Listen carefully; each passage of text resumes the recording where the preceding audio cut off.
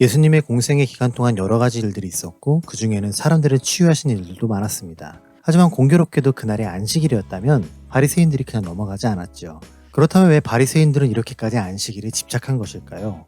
바리새인들은 천지창조의 마지막에 하나님께서 안식하셨고 십계명의 안식일을 기억하여 거룩하게 지키라는 것을 근거로 삼습니다. 그래서 안식일에 무엇을 하고 무엇을 하지 말아야 하는 규칙을 정하기 시작했죠. 하지만 그 과정에서 사람들의 해석 차이로 인해 힐렐파와 샴마이파 간의 의견 충돌이 발생하게 되었죠. 싸우지 말라고. 위급한 경우 어디까지 일을 할 수 있냐와 무엇을 위급한 상황으로 볼 것이냐에 대한 의견 차이가 좁혀지지 않았고 자기 편의 해석이 아니면 결국 다 틀렸다는 아집이 빠지게 되어 7일에는 아무 일도 하지 말라는 금기 조항만 핵심으로 남게 된 것이죠. 하지만 안식일에 대한 예수님의 해석은 그들과 전혀 달랐습니다. 복음서 곳곳에 흩어진 안식일에 관한 예수님의 직접적인 가르침을 종합해보자면 안식일의 주인은 예수님이며 안식일이 선을 행하고 사람의 유익을 위해 존재하는 것이고 그렇기에 하나님이 일하시는 것처럼 예수님께서도 안식일에 일하신다고 말씀하시죠. 결국 하나님께서 사람들에게 안식일의 명령을 10계명 중 하나로 주신 이유는 하나님 자신이 영광을 받으시고 이스라엘 백성을 선민으로서 구별하기 위한 징표이며 사람들로 하여금 출애굽의 은혜를 감사케 하고 그들에게 휴식을 주기 위함이었죠. 따라서 바리새인은 안식일을 대할 때 주일 성수와 봉사 같은 형식을 최우선으로 삼은 데 반해 예수님께서는 자발적 순종과 섬김으로 선을 행하게 만드는 율법의 정신을 우선시하셨던 것입니다. 이러한 해석의 차이로 인한 대립과 지속적인 갈등 가운데 오늘 예수님께서는 안식일에 회당에 들어가십니다. 안식일이기 때문에 당연히 바리새인들이 앞으로 일어날 일에 대해 예수님께 시비를 걸게 되죠. 예수님께서 회당에 가르치시는 것 자체는 문제되지 않습니다. 물론 어떤 누군가는 정통성을 따지며 어디서 배웠기에 무슨 권한으로 회당에서 가르치냐며 시비를 걸 수 있었겠지만 이미 그들의 수준보다 훨씬 더 뛰어난 말씀 그 자체이신 예수님이었기 때문에 감히 가르침의 내용 자체에 대해 문제 제기를 할 수 없었던 것이죠. 회당에는 오른손 마른 사람이 있었습니다. 마태와 마가는 한쪽 손 마른 사람이라고 한데 반해 누가는 구체적으로 그 손이 어떤 손이었는지를 기록하죠. 손이 말랐다는 것은 뇌손상으로 인한 중풍이 아니라 혈액순환 문제로 인해 근육이 제 기능을 못하는 것을 의미합니다. 장애 부위가 손이기 때문에 중풍병자나 나병 환자보다 덜 힘들었을 것으로 보이지만 당시 사람들에겐 아주 경미한 장애나 질병이라 하더라도 죄에 대한 저주나 심판의 개념으로 여겨졌기 때문에 이런 상황도 결코 쉬운 삶은 아니었죠. 주체적으로 살 수 없고 신체의 일부가 제 기능을 못했기 때문에 무능함의 대명사가 되었으며 오른손이라는 상대성 때문에 더욱 더 불편하게 살아갈 수밖에 없었죠. 그는 안식일을 지키기 위해 회당에 있었지만 궁극적인 치유는 받지 못했습니다. 예수님을 만나기 전까지 회복됨과 자유함이 없었던 사람이었죠. 이런 모습은 우리를 돌아보게 만듭니다. 우리 중 누군가가 손 마른 사람과 같은 상황이 아닐까요? 입장 딱하니 바꿔놓고 한번 생각해보라. 상처와 아픔을 가진 상태로 회당과 같은 교회를 찾아갔지만 예수님을 인격적으로 만나지 못한 상태로 궁극적인 치유를 받지 못한 그런 모습이요. 주일마다 교회는 가지만 혹은 그래야 한다고 생각은 하지만 근본적이고 인격적인 변화가 없는 썬데이 크리스천 같은 모습도 말이죠. 우리는 교회만 가고 예배만 드리는 게 아니라 그곳의 주인인 예수님을 만나야 합니다. 그래서 예수님과 동행하면 그 어디나 하늘나라라고 고백하는 자유함과 채워짐의 신앙이 되어야 하죠. 다행히 손 마른 사람은 안식일의 회당에서 예수님을 만남으로 안식일의 근본적 존재 이유인 회복과 자유함의 기회를 얻게 됩니다. 예수님의 공생의 시대를 거쳐 기원 후 70년 예루살렘이 파괴되기 직전까지 유대 전역에는 480여 개의 회당이 존재했습니다. 경건한 유대인들은 매일 회당에 방문했으며 투철한 믿음이 없다 하더라도 유대인이라면 안식일과 절기에는 필수적으로 회당에 출석해야만 했죠. 유대인들에게 있어서 회당은 사회문화의 중심지로서 중요 사항에 대한 결정이나 공표, 서약 등 공적인 일을 위한 회합의 장소였으며 종교문화의 중심지로서 율법을 연구하고 교육하며 기도처소로 쓰였습니다. 또한 시시비비를 가려 재판을 하거나 석방을 하는 법정의 역할도 했죠. 그래서 바리새인들은 예수님이 회당에서 종교적인 위법행위를 저지른다면 현장에서 바로 고발하기 위해 안식일의 병을 고치는지 아닌지를 살펴보고 있었습니다. 결국 이들은 유대인들의 정체성이며 자존심과도 같은 곳에서 악의적인 음모를 꾸미고 있었던 것이죠. 얘들이 지금 이거 뭐하는 시츄에이션이야? 어? 따라서 오늘의 이야기는 회당을 치유의 장소로 쓰려는 예수님과 고발의 물증을 잡고 심판의 장소로 쓰려는 바리새인과의 대립으로 봐야 합니다. 또한 손 마른 사람의 등장은 예수님에겐 하나님의 뜻과 능력을 나타낼 수 있는 기회였지만 바리새인들에겐 예수를 고발하고 그의 사역을 막을 수 있는 기회였지요. 바리새인의 주장대로라면 오른손 마른 사람은 지금 당장 죽을 병이 아니었기에 안식일에 그를 치료해서는 안 됩니다. 이것으로 예수를 고발할 증거를 잡으려 했던 것이고요. 이러한 노력은 단순히 지켜보다가 뭔가 걸리면 그걸로 고발하자는 아니란 태도가 아닙니다. 그들의 모습을 서술한 파레테 룬토는 목적을 가지고 주의 깊게 지켜본다는 뜻이죠. 다시 말해 모든 수단과 방법 그리고 인력을 동원해 압수수색을 하듯 탈탈 털고자 했던 것이죠. 바리새인들의 해석과 종교적 태도는 여러 사람들에게 영향을 주었고 회당에서 더욱 강력했기에 종교 재판도 가능했던 회당은 자기들의 입김이 작용할 수 있는 홈그라운드와 마찬가지였죠. 그래서 회당에서 예수를 고발하고 심판한다면 앞으로 예수가 행할 모든 사역과 활동을 합법적으로 제지 가능하다는 계산이었죠. 마태의 기록에 따르면 바리새인들이 회당에 손 마른 사람이 있는 것을 보고 예수님에게 먼저 안식일에 병고침이 옳은지에 대해 묻습니다. 만약 예수님께서 옳다고 답하신다면 바리새인들은 안식일에 일을 한다며 고발할 것이고 예수님께서 옳지 않다고 답하신다면 불쌍한 사람을 외면한다며 시비를 걸 수 있는 상황이죠. 아, 니들 정말 나쁜 새끼들이다. 지난번 중풍병자 영상에서 예수님으로부터 진퇴양난의 질문을 들은 이후 유사한 질문 방법으로 나름의 머리를 쓴 것으로 보이죠. 예수님께서는 그들의 얕은 속임수를 아시고 오른손 마른 사람을 일으켜 회당의 한가운데 서게 하십니다. 이로써 적대자들과 공개적인 대결 구도가 조성되죠. 안식일에 병을 고치는 여부로 시비 걸기 위해서 숨어서 지켜보던 바리새인들과 다르게 예수님은 자신의 사역과 의도를 회당 안에 있던 모든 사람들에게 알리십니다. 그러면서 그들에게 안식일에 선을 행하는 것과 악을 행하는 것, 생명을 구하는 것과 죽이는 것 중 어느 것이 옳으냐는 선택의 질문을 하시죠. 답은 누가 봐도 명백하게 선을 행하고 생명을 구하는 것이죠. 하지만 바리새인들은 그렇다 하더라도 안식일에 일을 하면 안 된다는 주장을 했기에 그들의 논리에 스스로 넘어지게끔 만드셨죠. 마태의 기록에 따르면 예수님께서는 그들에게 안식일에 구덩이에 빠진 양을 구할 거면서 사람은 구하지 않을 것이냐고 물으십니다. 양이 구덩이에 빠졌을 경우 쿰랑 공동체 사람들은 양이 스스로 나올 수 있게 널판지를 넣어주는 것 외엔 아무것도 하지 않지요. 하지만 지금 예수님께 시비를 걸고 있는 바리새인들은 안식일을 지낼 수 있게끔 음식을 제공하고 심지어 양의 목숨이 위험할 경우 사람이 들어가서 직접 구해내는 것도 가능하다고 생각했지요. 궁극적으로 바리새인들이 이렇게 행동하는 것은 그것이 선을 행하는 일이기 때문입니다.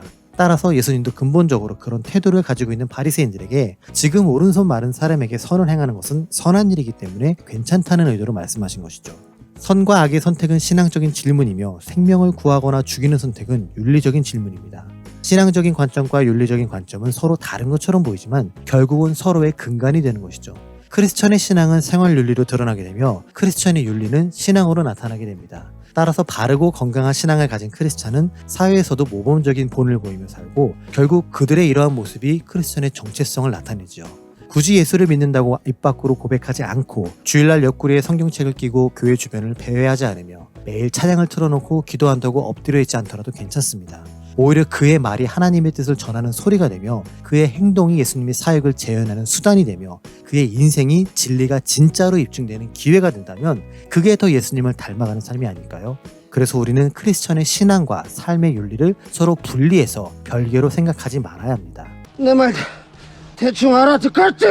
예수님께서는 선과 악, 생명과 죽임의 선택을 두고 어느 것이 옳으냐는 질문을 하십니다. 글자만 본다면 너무나 당연한 질문을 하는 것처럼 보이지만 언어적 의미는 과연 그것이 합법적이냐? 율법과 하나님의 뜻에 맞냐는 질문이지요.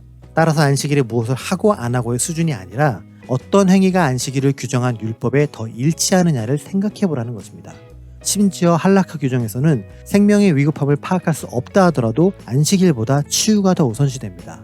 하지만 바리새인들은 그러한 규정조차도 무시하며 손 마른 사람의 어려움이 자신의 처지가 아니었기 때문에 그가 아프던 말던 개의치 않은 것이죠. 여기에서 우리는 도널드 버딕이 말하는 필요성의 원칙을 생각해봐야 합니다. 그는 인간에게 궁극적인 유익을 제공하고 생명을 보존하는 것이 최상의 선이기 때문에 타인의 필요가 무엇인지 알면서도 그에 대해 무관심하거나 더 나아가 문서화된 법조문에 얽매여 자신의 무관심을 합리화하는 것은 악이라고 말하죠. 현대 법률 용어 중에 미필적 고의나 부작위가 이에 해당합니다. 성경에도 선한 사마리아인 비유에 등장하는 제사장과 레위인이 여기에 속하죠. 강도를 당한 사람은 매우 위독한 상황이었지만 죽은 시체가 아니었죠. 그럼에도 제사장과 레위인은 시체를 멀리하라는 율법의 조항만 생각해서 자기들의 회피를 합리화시키는 악을 저지른 것입니다. 예수님께서는 회당에 있던 무리들을 둘러보십니다. 마가의 기록에 따르면 그곳에 모인 사람들의 완악함을 탄식하셨다고 하죠. 완악함이라는 단어는 단단하게 굳어진 것을 말합니다. 손 마른 사람은 그가 의도하지 않았음에도 어쩔 수 없이 외형의 손이 굳어졌지만 그곳에 모인 사람들은 자신들의 의도로 말미암아 내면의 마음이 굳어졌죠. 예수님께서는 이미 그들에게 선과 악, 생명을 구함과 죽임 중 어느 것이 더 율법과 하나님의 마음에 합당하냐는 질문을 통해 그들이 알아듣고 변화할 수 있게끔 설명하셨음에도 불구하고 아무런 변화조차 없는 그들을 보시고 탄식함으로 안타까움을 나타내시죠. 싸가지가 영도 없네. 마가는 여기에 좀 더 감정적인 표현을 넣어 예수님께서 노하심으로 그들을 둘러보셨다고 말하죠. 우리는 예수님께서 언제나 온유하고 평화로우며 부드러움으로 사람을 대하셨다 생각하지만 예수님께서도 때론 불의함에 화를 내시고 안타까움에 눈물을 흘리셨습니다. 일례로 어린아이가 예수님께 오는 걸 가로막자 제자에게 화를 내셨으며 나병 환자를 불쌍히 여기며 눈물을 흘리셨죠. 하지만 예수님의 이러한 감정적 표현은 상처를 받은 것에 대한 반응이 아니라 악과 불의에 대한 선의 분노로서 보는 게 적절하죠. 예수님은 오른손 마른 사람에게 손을 내밀라 말씀하시며 그의 손을 회복시키십니다. 이때의 회복은 완전한 원상복귀를 의미하죠. 태초에 하나님이 말씀하신 사람의 원형적 모습으로요. 더욱 이 과정에서 예수님은 그에게 손을 내밀라 하셨지 그를 만지시거나 손을 펴주시거나 하지 않으셨습니다. 오로지 말씀만으로 자신의 능력을 보여주신 것이죠. 만약 손을 대서 낫게 했다면 바리새인들은 부정한 자를 손댄 것과 그것도 안식일에 이런 일을 직접 했다는 자체로 시비를 걸었겠죠. 하지만 입으로 표현하신 말씀은 그들이 말하는 액션에 해당하지 않으며 직접적인 터치를 하지도 않았기 때문에 고쳤다고 고소할 증거도 없지요. 그렇기에 바리새인들은 예수님에게 논리로도 엉겨붙을 수 없고 능력으로도 견줄 수 없는 초라함을 맛보게 됩니다. 앞서 설명한 것처럼 회당은 바리새인들의 영향력이 가득한 본진과도 같은 곳입니다. 그런데 그곳에서 모든 사람들이 보는 앞에서 바리새인들은 예수님에게 성경적 논리로 흠씬 두들겨 맞았죠. 그뿐만이 아니었습니다. 자기들에게 없는 특별한 능력이 손 마른 사람을 치유했지요. 그로 인해 자신들은 치유의 능력도 없는 사람이 되었습니다. 예수가 등장하기 전까지 그들은 회당에서 떵떵거리며 목에 깁스하고 사람들의 존경을 받으며 거들먹거리는 몸짓으로 그곳을 다녔지만 지금 이 순간 그 모든 행동들은 잊혀진 추억이 되었고 비참함만이 남게 되었죠. 그래서 그들은 광기가 가득 찬 분노를 표출합니다. 그들이 노기가 가득했다는 것은 단순히 열받았다, 화가 났다가 아니라 분별력을 잃었다는 뜻이 되죠. 회당에서 율법을 해석하고 가르침을 전하고 경건 생활의 표본이 되어야 할 바리새인들이 분별력을 잃음으로 말미암아 사람을 살리는 것도 모자라 오히려 회당에서 예수를 어떻게 죽일 것인지를 의논하게 됩니다. 이때 마가는 그들이 헤롯 당과 함께 예수를 어떻게 죽일지 의논했다고 기록하죠. 이것은 매우 이례적인 행동입니다. 헤롯 당은 이름처럼 헤롯 대왕을 지지하던 정치 집단입니다. 헤롯 왕처럼 이름에 출신 사람들이 많았기 때문에 유대 지역에서 헤롯 왕가의 통치와 부흥을 꿈꾸며 살았던 사람들이죠. 그들은 헤롯 왕가의 통치를 인정해주는 로마를 선호하며 자신들의 기득권 유지가 최선의 목표였습니다. 그래서 갈릴리 출신 예수가 자신들의 체제를 무너뜨리고 새로운 왕이 될까봐 늘 두려워하며 정치적으로 예수의 사역을 견제했던 것이죠. 이에 반해 바리새인은 유대인들의 종교적 집단입니다. 당연히 유대인들 중에서 더 열심히 있던 사람들로 구성되었고 선민 사상을 중시했던 사람들이죠. 지금은 비록 로마의 지배를 받지만 언젠가는 자신들이 기다려온 메시아가 나타나서 로마의 통치로부터 그들을 구원하고 완성된 이스라엘 왕국의 부활을 꿈꾸었습니다. 그렇기에 바리새인들에겐 로마의 빌부터 권력을 유지하던 헤롯 당은 나라를 팔아먹은 놈들이나 마찬가지였죠. 스스로 보수라 자처하고 애국주의자라 생각했던 그들은 율법에 대한 자신들의 해석을 흔드는 예수가 마음에 들지 않았습니다. 이렇게 서로 결이 달라도 너무나 달랐던 바리새인과 헤롯 당은 예수의 존재가 자기들을 위협한다는 공통 분모가 생기자마자 서로 연합하여 예수를 죽이려 합니다. 평소에 원수처럼 지내던 두 집단이 예수라는 인물 앞에서 스스로 옳다 여기는 자기들의 정치성마저 버린 것이죠. 이러한 모습은 오늘날 국민들이 원하는 안건은 온갖 로비와 이익을 따져가며 지지부지 시간을 끌지만 자기들의 월급 인상만큼은 조속하게 만장일치로 통과시키는 여야 국회의원들과 매우 흡사하죠. 쪽팔린 줄 알아. 결국 역사는 고대부터 지금까지 반복되는 것이며 역사를 제대로 해석하고 잘 알아야 나라가 발전하는 것처럼 성경도 제대로 해석하고 잘 알아야 교회와 성도가 발전하지 않을까라는 생각을 해봅니다. 오늘 예수님은 바리새인들과 안식일에 일하는 것이 옳은지 아닌지에 대한 논쟁을 하셨습니다. 그 가운데 선과 악, 생명을 구함과 죽임 중 어느 것이 하나님의 뜻에 맞는지를 생각하게 하셨죠. 안식일의 본질에 대한 해석은 지난 영상에서 다뤘기 때문에 오늘은 그 논쟁의 배경이 되는 회당을 다시 살펴보며 내용을 정리하고자 합니다. 바리새인들에게 회당은 율법을 해석하고 가르치는 종교적 목적뿐만 아니라 여러 가지 사회적 기능을 담당하는 장소였습니다. 예수님도 유대인이었기 때문에 회당의 기능을 부정하지 않으셨죠. 하지만 손 마른 사람의 치유 이후 바리새인들에게 회당은 자기들의 치부가 적나라하게 드러난 무대가 되었고 그 결과 예수님을 죽이고자 의논하는 장소로 변질되었죠. 분명 선하게 사용되어야 할 장소가 음모와 계략의 배경이 된 것입니다. 그에 반해 예수님은 하나님의 뜻을 전하며 손마른 사람을 치유하는 회복의 장소로 사용하셨던 것이고요. 이처럼 같은 장소임에도 어떻게 사용하냐에 따라 우리에게 전혀 다른 의미로 다가올 수 있죠. 우리에게 있어서 회당은 무엇일까요? 작게 보면 교회일 수 있습니다. 하지만 좀 더 크게 본다면, 그리고 성속의 구분을 짓지 않는다면 내가 살고 활동하는 모든 것이 회당이 될 수 있죠. 내가 오고 가는 길, 내가 속한 직장, 내가 사는 지역 모두가 내 삶의 무대이며 인생의 배경이 되는 회당과도 같은 것이죠. 그렇다면 그곳에서 나는 내가 가진 영향력을 어떻게 써야 할까요? 바리새인처럼 나를 높이고 나를 드러내고 나를 과시하기 위해 나의 힘을 써야 할까요? 만약 그때 오늘 등장한 손 마른 사람처럼 아픔으로 고통받는 사람이 있다면 그를 어떻게 대하실 건가요? 내가 해결해주지 못한다고 해서 그들의 어려움을 외면할 것인가요? 그나마 모른 척 외면하면 다행이죠. 오히려 나의 신앙과 해석으로 그들의 어려움을 진단하는 척 판단하고 조언을 주는 척 내 마음대로 그들을 휘저으려 하지 않을까요? 이건 이래야 한다, 저건 저래야 한다라고 조언이랍시고 배나라 감나라 하지 않을까요? 하지만 이때 내 해석과 조언이 적절하지 않다면, 그리고 그러한 판단이 다른 누군가의 궁극적 필요를 차단하고 회복을 막는 장애물로 바뀐다면 어떨까요? 그 순간 우리가 가진 믿음과 성경에 대한 이해와 신앙이라는 경험이 타인을 정죄하고 재단하고 짓밟는 폭력의 수단이 되지 않을까요? 말로도 죽일 수 있어요. 하나님에 대한 열심이 스스로를 망쳐버렸던 바리새인들처럼 남보다 조금 더 나은 경건함과 신실함, 하나님에 대한 헌신이 잘못 해석되고 적용되어 생활에서 드러나므로 오히려 우리를 망쳐버리지 않을까요? 하나님은 바리새인들에게 그러라고 율법을 주신 게 아니었고 예수님께서는 그들의 왜곡을 교정하고자 하셨습니다. 마찬가지로 하나님은 우리들에게도 이러라고 성경을 주신 게 아니며 성령님께서 여러 방법으로 우리의 기울어진 신앙을 바로잡고자 하시고요. 그래서 우리가 성경이라는 진리를 대할 때 맞는지 틀린지 분별해야 하고, 제대로 해석된 걸 들었다면 그것을 올바르게 적용하고 있는지 늘 점검해야 하죠.